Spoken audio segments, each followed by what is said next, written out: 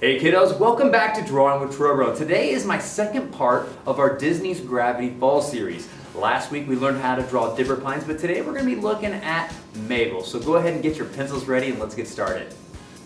So here on the left I have my picture of Mabel, and I went ahead and I've traced over the simple shapes that make up Mabel's body. So you have her head and then her body, like kind of that they were underneath her clothes. So this way if you wanted to, you could put on different clothes and stuff on Mabel, but her body kind of reminds me of like a fish stick, I think. But I'm going to start over here on the right side, and I'm going to kind of measure how tall and where things are going to be.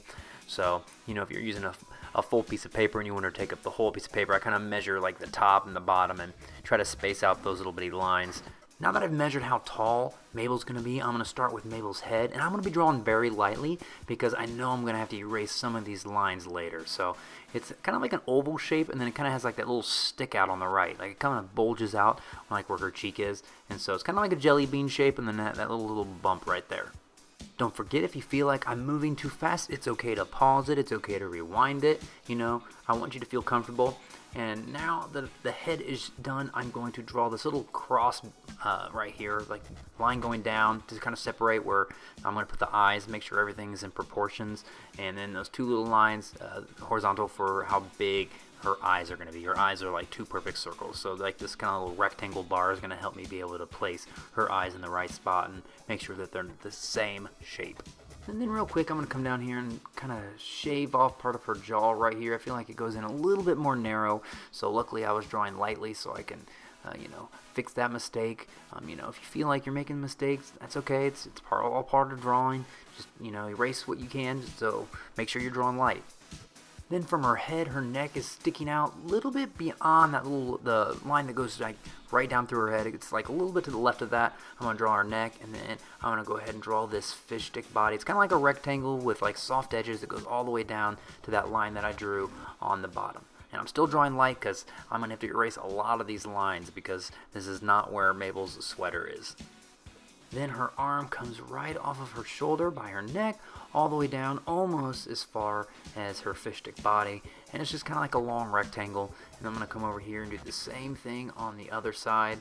I'm not worrying about any details. I really just want to make sure that I'm understanding the body shape of Mabel. So like I said, if you wanted to draw like different clothes on her or something, you could. Next is her legs, and they are a lot like her arms. They're little rectangles that kind of go down, and then for her feet, they kind of reminds me like little loaves of bread, just like kind of little round lumps, and they're kind of flat, but they're kind of curvy at the ends. So a little loaf of bread, like a little tune. I always draw the one that's in the front first, because then it's easier to draw it right after. Also notice like how far her foot goes out. Like her foot goes out almost to her hand. So I kind of put a line on the other side, and you can kind of see where that is. Kind of make sure that I'm drawing it the right size. I don't want to draw her foot, too small or too big. I want to draw it just right. And then I don't feel like her leg is completely lining up with her body, so I'm going to kind of move her arm over a little bit. Luckily, I was drawing lightly, so I can kind of just move it over easily and maybe darken the lines that I want to keep just a little bit. Not pushing down super hard on my pencil, just hard enough to know where the lines are, because like I said, I'm going to have to erase a lot of these lines. Then we're going to bring back our picture of Mabel, and we're going to start drawing the details that we see in her face. And I'm going to start with her eyes. Nice, simple circles, and then I'm kind of going to base everything off of that. So once her eyes are done, I'm then going to draw her nose. Real quick, I'm going to go up there and draw her eyebrows. I always like when cartoon characters have like eyebrows that you can see over their hair. It's like there's no way you would actually see somebody's eyebrow if their hair is covering it, but here we have that. Then I'm going to come down here and draw Mabel's little tongue. It's kind of like a little curve for her smile, but then she's got a little U shape with her tongue sticking out. Then I'm going to come over here and draw her cheeks, one under each eye. And you kind of see like right underneath that horizontal line, that's where both of those little rosy cheek circles are. I'm going to come over here and draw her ear, and kind of notice how her ear goes right into her hairline that goes into her eye. Then you can kind of see how her line of her hair from her ear kind of goes right through her eye and then up, right plus past that little line that goes up and down. It kind of goes right through there, right in between her two eyebrows. And then I'm going to come over here to the side of her head and start drawing her hair that kind of goes around her head and kind of swoops. It's kind of like the same shape as her head, but it's just a little bit bigger. So I'm starting over here and I'm kind of just going all the way around back towards her ear. Next, I'm going to come right here behind her head and draw her headband that goes right up to the back of her head. And it's kind of like a rectangle too, but it has a kind of a little bit of curve to it. And so you draw the first line, then you just follow right behind, going the same path.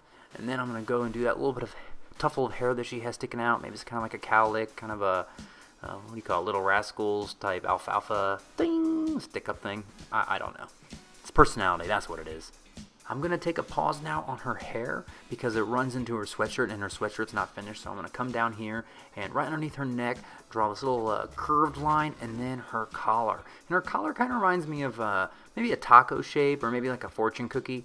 And so it kind of has like a curve, maybe like a really chubby boomerang maybe. And then, so it just comes right from her jaw, right by her earring, swoops down, and then comes back around to the other side.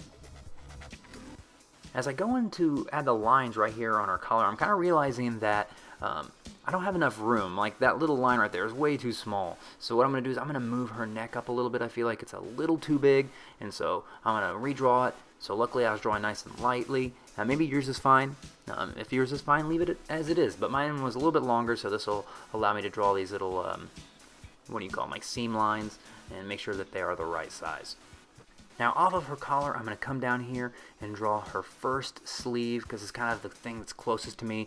And it comes down, swoops around right by the end of her arm. And then from there, I can kind of see that it comes right off of that curved collar.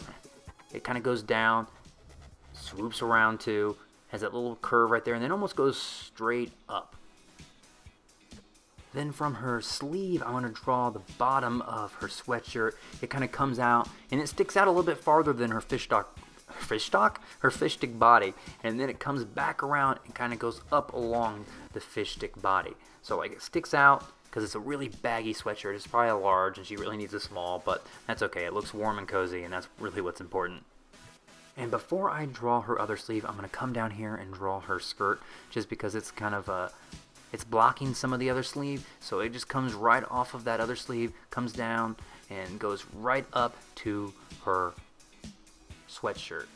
And then I can come over here and draw her sleeve, and very similar to the other one, it kind of starts to go straight down at an angle, then it has that little bellow. It bellows a little bit. That means kind of like it's getting a little like filled with water or something, and it's like sticking out like it's about to bulge or break maybe. Next up are her feet, and lucky for us, her feet are basically done. There's no like crazy new details that we have to add.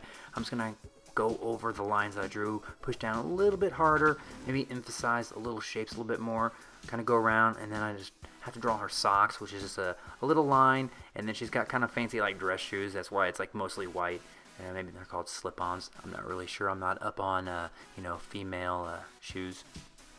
With her body done, I'm now going to finish her hair, and I really like how the bottom of her hair, like it kind of has like this little curve, like a little OU type shape, and then it has like a little loop-de-loop, and then it goes right into her sleeve. So it's kind of two curves, kind of looks like a bee almost, but then right where the two B's meet, there's a little loop-de-loop. We're almost done, just a few more details like the star that's on her awesome sweatshirt. And so you can see that the one little arm of the star is touching her sleeve right there, so that's a good place to start. And I'm going to kind of draw out the star. Now, there's that kind of like that classic way of drawing a star where you just draw it like, and it draws like the pentagram on the inside. I'm going to try to avoid doing that just because I'll have to erase it later. So I can draw like the line that starts the arms and then a little triangle on top. So it's like I'm kind of doing that, but I'm not. But just draw a star however you need to. Then to finish up, I just gotta draw those lines that are inside the little rainbow. It kind of reminds me of the More You Know star. Alright, my picture of Mabel is basically done. I'm going to start going over most of this drawing, pushing down a little bit harder, and at this point I've speed up my picture so you don't have to sit here and watch me do it. And with your drawing, you can go over it with Sharpie, or you can go with markers, you can color it however you want, but for my picture I'm just going to darken up the drawing, and you're probably realizing that I have not drawn the fingers on Mabel, so let's go ahead and do that. Alright, now her fingers are just little U shapes, and what's really weird about her hands is you only see like 2 of her fingers. I don't know why. Like, most cartoon characters do have 3 fingers and 1 thumb, but for some reason you only see 2 on hers. But then, I don't actually think I've ever counted any of the fingers of any of the Pines kids, because I know Grumple Stan, he's got like an extra finger, and then so does their other uncle, so I don't know. Maybe she only does have 2 fingers. Maybe I should pay attention more. Who knows? Alright, let's go back to me coloring this really fast, because it is very satisfying to watch, little time lapses of people drawing things. It's really cool. Now the last thing I have to do is go around and erase all my unwanted lines. Now one thing you'll probably notice that I do is as I go and I draw a little bit darker, I sometimes try to fix mistakes instead of always just erasing them. I'll be like, oh, I'll just fix it when I ink my drawing. And kind of same thing with my eraser. So like I'll draw lines and I'll be like, I know I'll fix it later.